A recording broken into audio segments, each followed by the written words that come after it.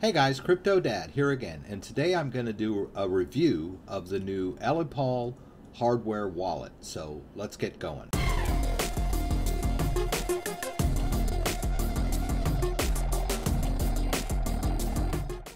Okay, so I've never done a review format before, but a lot of companies have been approaching me to review their products. And so this is the Ellipal wallet. They were nice enough to send one over for me. So I think it's the least I could do to open it up, give it a shot, see how it works, and let you guys take a look at how it works and give a few thoughts on it. Okay, so here we are. I've got the box. Let's get going. Packaging is important. It needs to look nice and it needs to be easy to get open, right? I think Apple sort of pioneered that so that it makes opening a device exciting and interesting. So we'll take this, there's a little loop here. It's going to allow me to pull this out. Right? So it's pretty cool. Now it looks like there's a little plastic on there. I'm going to take that part off. Alright, it's got a little logo on there, which you could use, I guess, somewhere. Kind of sticky. Alright, so this is the device. Now let's take a look at what else is in the box. So we got our cord here. That's also very nicely packaged and easy to get out. So it looks like it just connects to a computer for charging or a USB charger if you're paranoid. And then the instructions. And I guess that's it. Let's see if there's anything else down here. Ah, okay. There's a warranty card. Now, I'm assuming that there's going to be a card for storing your 24-word recovery phrase. I could be wrong about that. There we go. Alright, so it looks like they give you a space for a 12-word recovery phrase. I'm assuming that's the default. And it looks like you could store more than one if you needed to. Or maybe there's two. We'll see how this plays out. We got some nice little stickers here.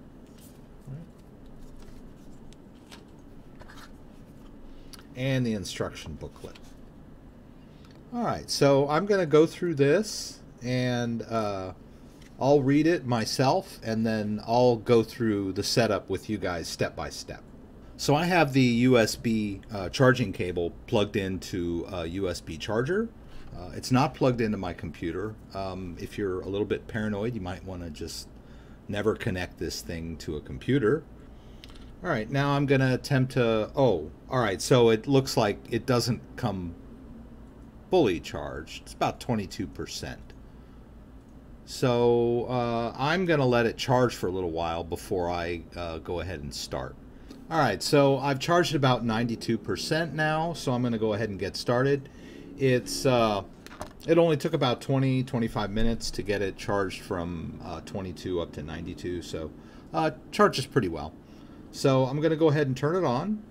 So the first screen is choosing your language. Alright, so of course I'm going to choose English. Now they give you a QR code for downloading their companion app that you need on your phone. Alright, so get any old QR code reader should do it. Alright, so I will scan that in, and that's going to take me over to their app, which I'll just download and install. Pretty straightforward. Alright, and while that's downloading, I'm just going to set the phone aside, and we'll just continue on with this. This is the important part at the moment. We want to get this thing set up. So we start with create an account. And we can choose, it looks at the moment that there's, well, there's quite a bit of cryptocurrencies available since it supports ERC20 tokens. And there are hundreds, if not maybe thousands of ERC20 tokens out there. I'm not quite sure what the numbers are. We'll start with Bitcoin. All right, and then we can give it a name. I'll just call this one, I'll just call it Bitcoin. So the first thing I notice is that the screen is very responsive. It's a good screen. I'm pretty happy with the performance. And then you're going to want to choose your own password. Now, I've done some of these before, and this password needs to be entered manually every time, so you might want to choose like a fairly simple password on this. If you want to be hardcore and choose a very complicated password, you're going to have to be very mindful when you use this device, because it'll be quite tedious. So it's completely up to you. Try to be as secure as possible. By the same token, try to make it easy for you to get in and out of this thing. All right, and then you've got some tick boxes here. If you followed my channel for a while, you know that cryptocurrency wallets are serious business, and you need to make sure that you remember your password and save your mnemonic backup phrase. This is very important because this is big boy stuff, right? You're not, no one's holding your hand. No one's going to be able to help you if you lose this information. You can't call them up and have them reset your password or your device to gain access to your cryptocurrency. You are completely responsible for this. So please, please, please make sure that you write this information down, keep it in a safe place, or store it however works best for you, but you cannot lose this information or you'll lose your cryptocurrency. All right, so I'm going to tick these off. I understand. All right. There's my words. I'm going to write them down on the little card that they've given me.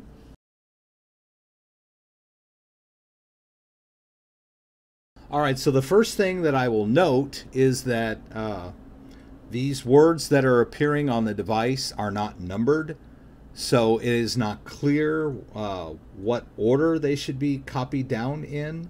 The order is very important. It's crucial, and so some people might just write down the first column and then go to the next column. I went left to right, all the way across each row, and I'm assuming that that is the correct order, but I don't know for sure. And their card over here has a different configuration. You'll notice that it's 4 across, 4 columns and 3 rows, whereas the device gives me 3 columns and 4 rows. So I'm assuming that I did this in the right order, but it would be better if these words were numbered. Most other wallets have a little tiny number next to the words, so you can't go wrong. All right, so I'm going to verify. Now it wants me to pull these back up in the right order, I'm assuming. I can do that just by tapping.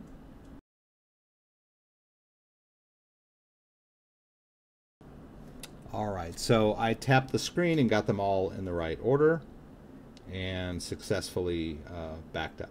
All right, so there we go. It's generated a Bitcoin account for me, and so it's generated a private-public key pair. The private key is stored on this device, and then the public key will be stored on both devices. So I'm going to go ahead and open this guy up, and we'll choose Connect to App. We want to connect this Bitcoin address to the phone app. All right, and it generates a QR code for me. All right, and so now what we want to do is open the app. Let it give me notifications. I can deal with that. All right, it gives me a little walkthrough. All right, I've got to agree to all this.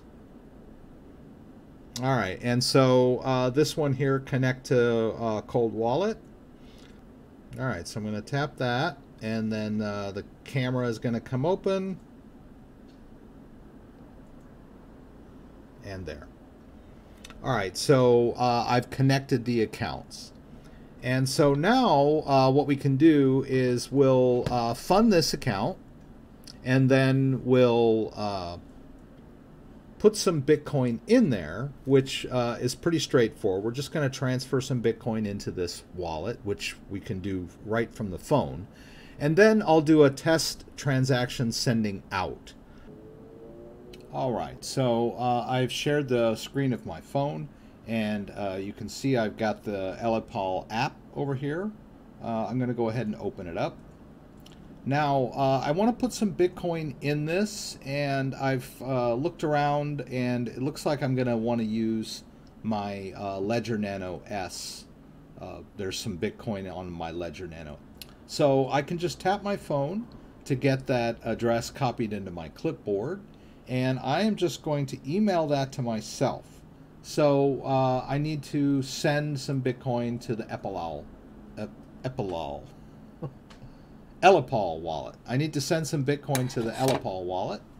So I need that recipient address, and I'm not going to try to type it in by hand. This was the reason why I emailed this to myself. So I'm going to check this email.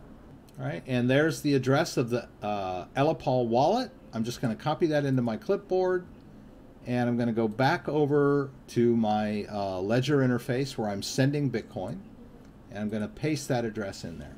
I encourage you to always try to cut and paste addresses. That way you know you've got them correct, because one little mistake could send your Bitcoin off somewhere where you'll never get it back. So always be mindful and conscious of what you're doing and where you're sending your Bitcoin, right? You can't get it back if you send it to the wrong address. All right, so how much are we going to send? I'm just going to do 0.005 Bitcoin, about $17 worth of Bitcoin. I'm going to hit continue, confirm the address, the transaction, and the fee, and there, we've got it. Now let's go back over to the phone and wait for that Bitcoin to come in. Okay, so it took a few minutes, but the Bitcoin arrived in the Ellipal. I cannot say this name. Okay, so it took a few minutes, but the Bitcoin did finally arrive in the Ellipal wallet. All right, so we've successfully transferred some Bitcoin into this wallet. Now that had really nothing to do with the hard wallet component, right? We were able to do this completely from the phone app interface, right? This guy did not need to be involved at all when we transferred Bitcoin in, right? This guy will be involved when we create new accounts for various other cryptocurrencies, and it will be involved when we send cryptocurrency out from this wallet, because the private keys are stored on this device, not in the app. So it is impossible to send cryptocurrency out using only the phone app. There has to be an interchange between the two devices, what we call signing the transaction. So why don't we give that a try? So let's send some Bitcoin out. Where are we going to send it, right? The first thing we want to do when we send Bitcoin anywhere is generate that receiving address. That should be our first order of business. I'll just send it right back to where I got it. Let's go back over here to our Ledger Live. So I will go back to that Bitcoin Ledger Black, and this time I'm going to generate a receiving address. All right, so I'm going to copy that address into my clipboard, and I'm going to need to email it to myself because I need to use this address in the app, the phone app. So we'll go through that process again. I'm going to get this out of the way. All right, and I'm going to do a send, right? So I'm going to get that sending address. I'm going to go check my email, and there's the address that I need for my transaction. All right, I'm going to copy that into my clipboard. I'm going to swing back over here to the Ellipal. See, down at the bottom here it says send, right? I'm going to tap send, right? And the amount, so I'll just 0.004. I need to leave a little bit extra for the mining fee, right? And you can see I have a slider here to adjust the mining fee. They call it gas fee. It's not really accurate because Bitcoin does not use gas. Ethereum does. So maybe it's just a generic term. So anyway, usually they call this the network fee. So I'm just going to let it be slow so I don't have to eat up too much of my resources. You can see it's pretty small comparatively, so we could even do 4.8 like that. So we can send the bulk of it, right? So I'm going to hit, now I need to provide that address, which was in my clipboard, right? There's that address that we generated from our Ledger wallet. That is the destination, right? I'm going to hit done, and then I'm going to choose submit. Now, that is the QR code of the pending transaction, right? We've generated a transaction on the Bitcoin blockchain, but it's not going to go out until this transaction is signed by the private key. And so we need to just open up the Ellipal wallet. All right, so you're going to have to forgive me. I had to turn off the chroma key so you could see this screen. So I want to go here to sign. You'll see here I've got sign. See if I can tap it from here. And there. It wants me to enter my password, and then I'll sign. So let me get that done. All right, and now it's generated, it's turned the camera on. It wants me to scan the transaction ID, right? Ugh. All right, so here's that transaction ID that the phone app generated. So I'm going to use this to scan it. All right, so once it's scanned it, the transaction is now on the hardware wallet, and I want to sign that transaction with the private key. All right, and I just confirm the details of the transaction from one to the other. I'm going to tap OK. All right, and after I do that, now it generates a signature QR code. The private key has signed the transaction. Now I need to scan this QR code with the phone app. Now that I've generated that QR code on this device, I'm going to, there's a little button down there at the bottom. You can see scan signed data QR code. So I'm going to hit that, and the camera comes on the phone. I'll just hold up the Ellipal, right? And then I'll scan that signed transaction. Okay, there we go. So I signed it, and there you go. You can see now that the signature that I generated on the hardware device generated a signed transaction QR code, which I scanned with the phone app, and now the transaction has gone out, right? So that's the little interface that needs to take place whenever we need to send cryptocurrency out. So I'm going to hit done here.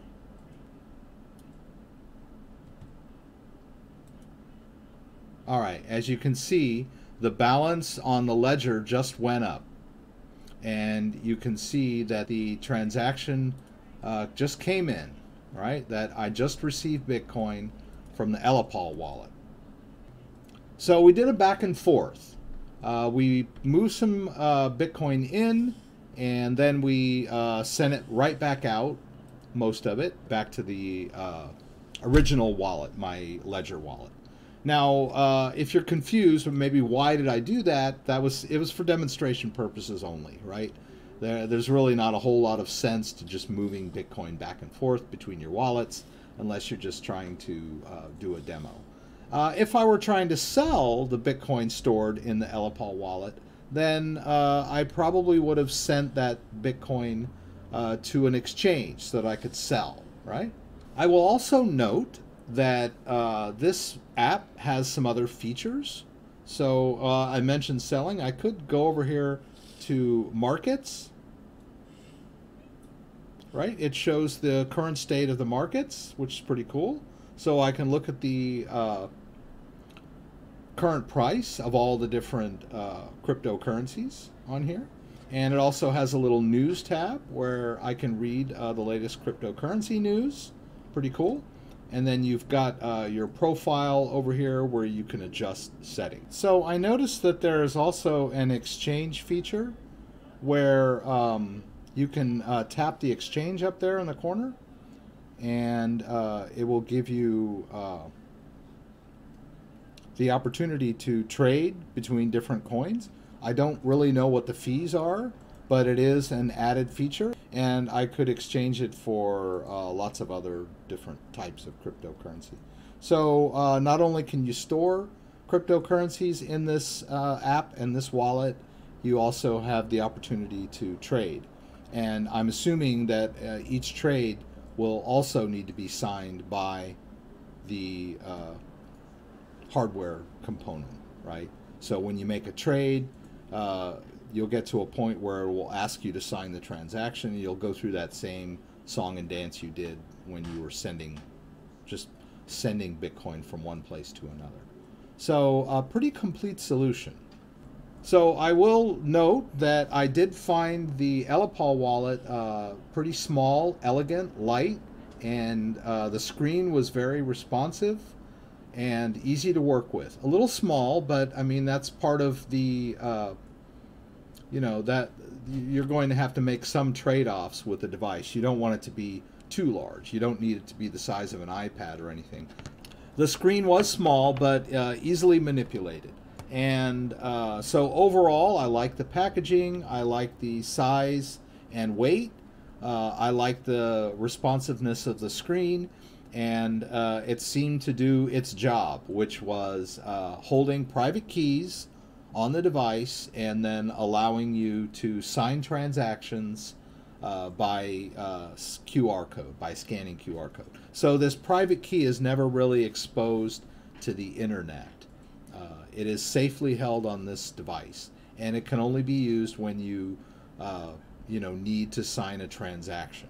So very secure. Very nice little wallet. So if you have any questions about anything I did, please put them up in the comments. I would encourage you, if you're into cold storage, to pick one of these up. It's not a bad wallet at all. It is a little bit more trouble than most novices or intermediates might be willing to go through. But if you're hardcore about security, the air-gapped wallet is one of your best solutions. It can be done other ways too. There are air-gapped solutions for other desktop-based cryptocurrency wallets where you have to maintain a separate computer that is not connected to the internet. And if you don't have two computers laying around, that can be become cost prohibitive, right? So if you just want a handheld device that can store private keys, this is a pretty good solution, right? As opposed to the Ledger. The Ledger also is a hardware-based wallet, but it does connect to the internet, and it does need to connect to servers in order to do transactions. I'd like to remind everyone that I have a live stream every Friday night, 6 p.m. Pacific Standard Time. Please join me for the live Q&A in LA. Hope to see you there. If you like this video, give me a thumbs up. If you'd like to subscribe to my channel, I would appreciate it. When you subscribe, there's a little bell that you can click that will allow you to be alerted whenever I post new content. Once again, thanks for joining me, and hope to see you again soon.